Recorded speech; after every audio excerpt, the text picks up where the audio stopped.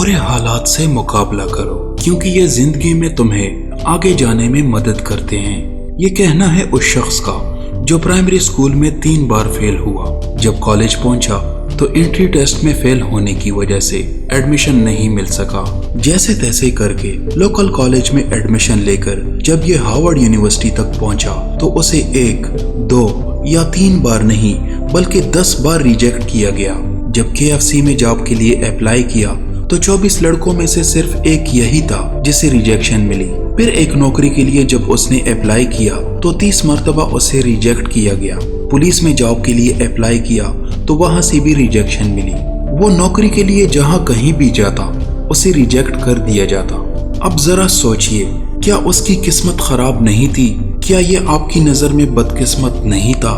आपके ख्याल में जिसे जिंदगी में इतनी बार रिजेक्ट किया गया हो, क्या उसे हिम्मत नहीं हारनी चाहिए थी? मगर वो नहीं हारा। हम में से कोई भी अगर होता तो शायद हिम्मत हार जाता, लेकिन ये शख्स जिसको जिंदगी में हर बार रिजेक्शन ही मिली, उसने फिर भी हिम्मत नहीं हारी और आज उसकी कंपनी दुनिया की 8वीं सबसे बड़ी कंपनी है और आज उसकी कुल दौलत 5000 अरब से भी ज्यादा है और ये चाइना का अमीर तरीन शख्स जिसे आज दुनिया जैक मा के नाम से जानती है। मोटिवेशनल स्टार्स के नाजरीन, नाकामी इंसान को गिराती नहीं बल्कि आगे बढ़ने का मौका फराहम करती है। ऐसा कहना है ऐसे शख्स का जिसने जिंदगी में बहुत सारे दरपेश मुश्किलात का डट कर मुकाबला किया। 1809 में ये पैदा हुआ। 22 साल की उम्र में उसे नौकरी से निकाल दिया गया।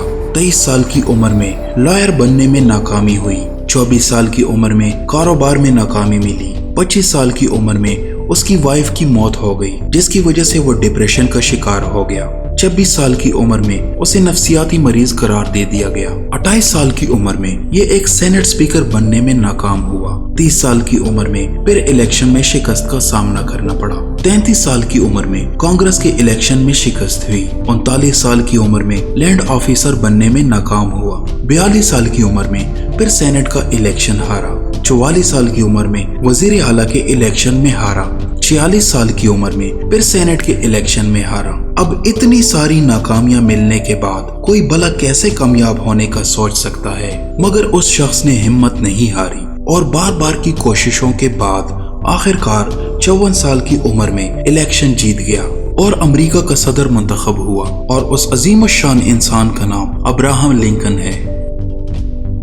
मोटिवेशनल स्टार्स के नाजरीन, दुनिया में एक वक्त ऐसा भी था जब गोरे और काले रंग में फर्क समझा जाता था कि तभी एक बच्चे की पैदाइश 1918 में होती है। वो बच्चा फैसला करता है कि काले और गोरे रंग का ये फर्क वो इस दुनिया से खत्म करके रहेगा।